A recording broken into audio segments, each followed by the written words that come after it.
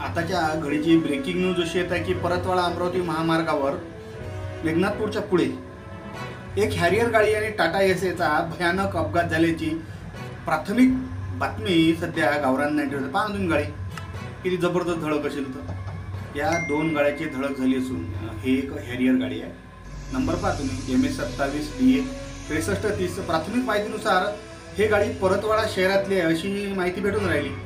आणि पहा या गाडीची कंडिशन भयानक असा अपघात परतवाडा अमरावती महामार्गावर टाटा एस गाडी। या टाटा एसचा जो चालक आहे तो त्यात फसलाय, पुरा फसलाय, पाय फसल्या, लोक त्याला काढायचा प्रयत्न करत आहेत। अशी घटना परतवाडा ते अमरावती महामार्गावर येथे सामान घेऊन चाललाय काहीतरी मला वाटते आपल्या दरवाजाच्या चौकून आहे असा ॲक्सिडंट सध्या मेघनाथपूर फाट्यावर त्या समोर थोडंसं कमरा त्या रोडवर ॲक्सिडंट झाला म्हटलं हे कटलं दूर फेकल्या गेलं।